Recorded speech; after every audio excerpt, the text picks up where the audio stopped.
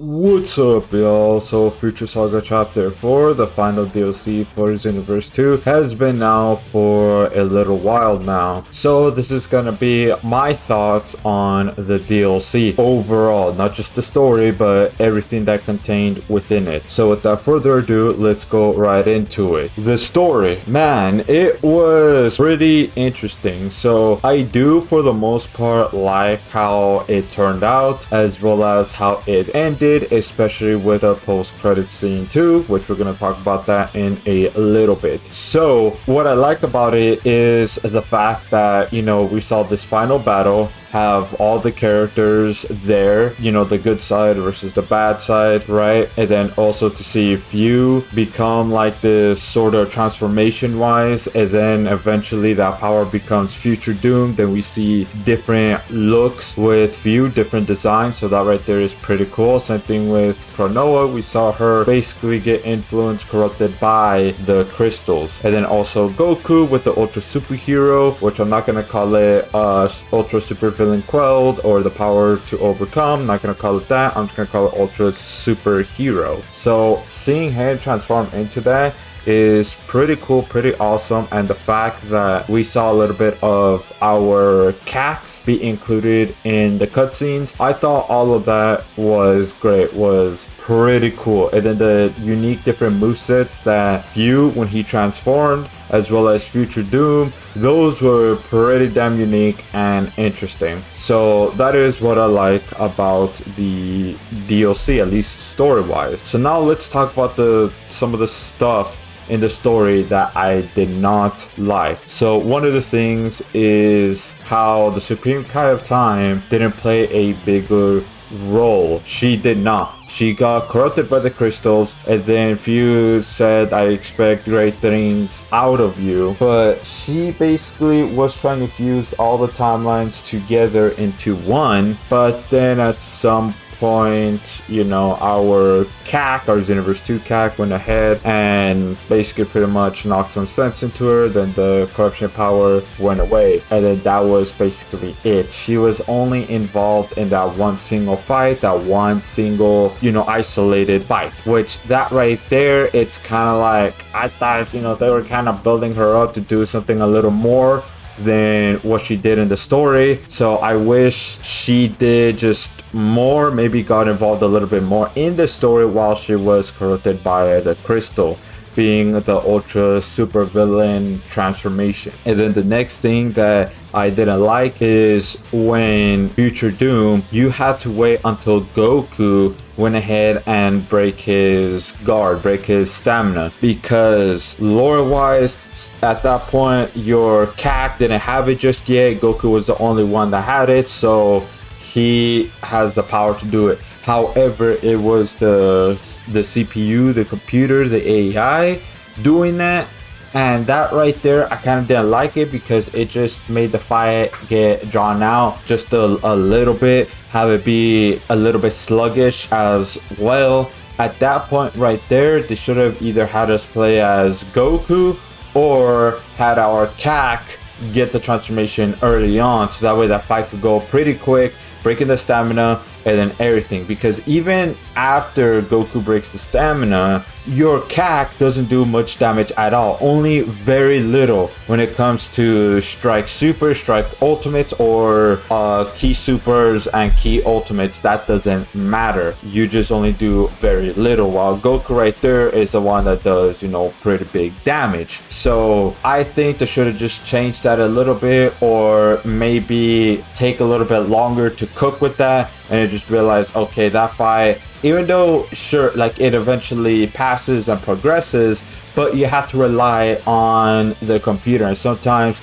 the computer, the AI or whatever is in Xenoverse 2, is kind of dumb. So it's just like you're gonna have to wait a bit right there to rely on it. That's basically pretty much it when it comes to story wise that I didn't like. Everything else was pretty solid. Maybe they could have explained a little bit more with Future Doom, maybe have like another minute or two explaining exactly like how he came to be and everything, because they did try to explain it, but I feel like it was just kind of rushed and then also brushed over. So they should have spent just a little bit more time on that. But besides those 3 points, hey, the story was good. I think it was fine the way it ended. Now, there could have been like maybe a few other things here and there, but I mean, at the end of the day, this is how the story turned out for Future Saga Chapter 4. Now, let's talk about the other content that was included in it, the playable characters, as well as the quest, and also this, I guess you could say, game mode with like a boss rush mode or something like that. So let's talk about the characters first.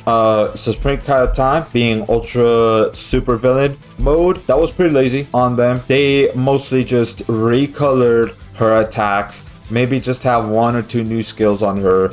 That's about it. At least from what I've seen. I got the DLC, obviously, so I went ahead and played it.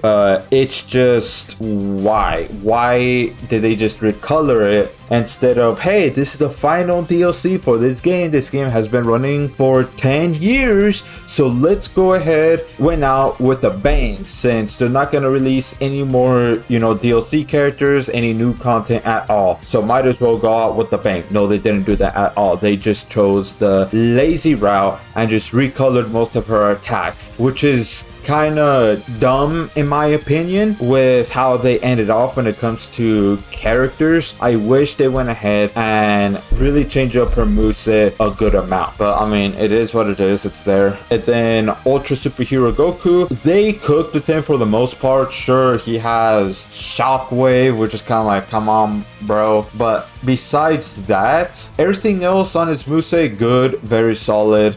His combo strings, very good too. His ult, I really like how his ult is. I do like how his design looks too.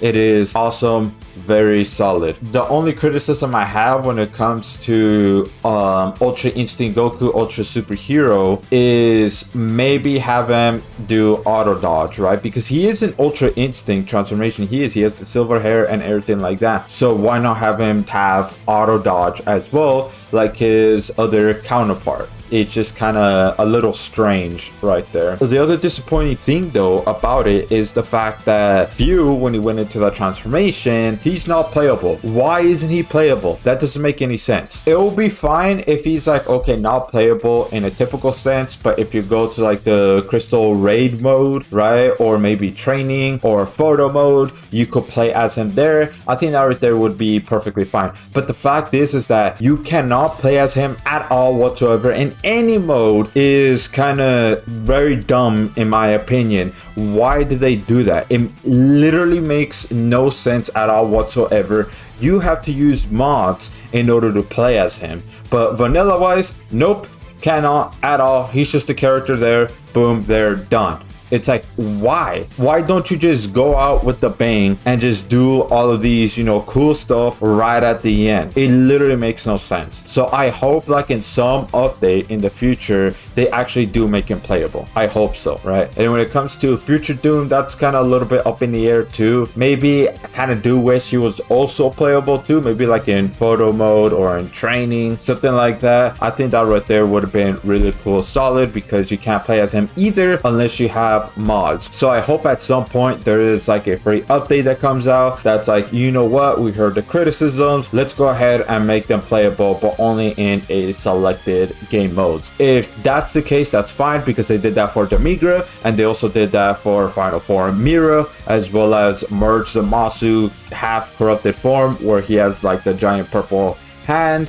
That right there, okay, fine. At least he's playable in some way, some fashion. So there is that. And now when it comes to PQs, parallel quests, I honestly think they should add 4 in total instead of 2, because 2 is also lackluster. They should have just had 4. I think that right there would have been awesome, would have been cool. Right, the outfits, the moves and everything that you get from there, as well as the artworks, I think that's fine. I think that's, you know, perfectly fine and dandy, right? Because the Ultra Superhero Goku outfit, as well as Heyooo when he went into that transformation, both of those outfits look very clean, very good. They did a good job on that. And then now let's talk about the game mode, right? That one, that right there is a doozy. Definitely is it is the hardest parallel quest, if you even want to call it a parallel quest, or it's a boss rush game mode, whatever you want to call that. That one right there is pretty difficult, but mostly because, you know, sometimes BS happen. That's basically pretty much it. The computers, they do have hands. They actually do, right? When you actually lock onto them, when it comes to like the last phase of every single stage slash wave, yeah, they will have hands. They will throw them. They will do back hits. They will even do a step back when you do back hits, and then they will go either throw in a super, or they'll just try to continue their combo string. Whichever it may be, they will do that. Now, obviously, since they're computers, they will go ahead and just randomly throw an ult right there, then you can easily break their stamina. But again, they do have hands, and then as you get, you know, further up into the stages, the computers will just do more damage to you, to the point where they basically pretty much take 2 to 3 health bars, which is pretty insane, but that's how it is. So you see right there up on the screen right now, that's super rank. How do you get that? Is basically you get no buffs at all, and you just click on test your skill every single time if you want to get that super rank, which I am going to make a video, a guide on how you can increase your chances of defeating this quest and getting that special super rank. That's going to be a future video. But going back to that, it is really cool. It is pretty awesome, the fact that they did that. That right there is a very nice addition to Xenoverse 2. So overall, what would I give this DLC, combine everything that it provided? I'm gonna give it a 7 out of 10, right? Just like a good solid 7 out of 10. Not 7.5, no, I don't think it's there. It's just a good solid 7 out of 10. The reason why is because it is a bit lackluster when it comes to the character moves, the new moves that you get. Not only that, the content outside of the story. That right there. So if they went ahead and actually went all out, ended off with a bang, and have at the very least that transformation of Few along with Ultra Super Villain Supreme Kaiotam, as well as Ultra Super Hero Goku there, those 3 characters, I think that right there would maybe bump it up to a 7.5, definitely. But the fact that they didn't do that at all, nah, it's just a good solid 7 out of 10. But anyways, let me know what y'all think about Future Saga Chapter 4, and also let me know what y'all think about what I've said thus far. Do you agree? Do you disagree? Let me know in the comment section down below. And anyways, yeah, that's it. See ya.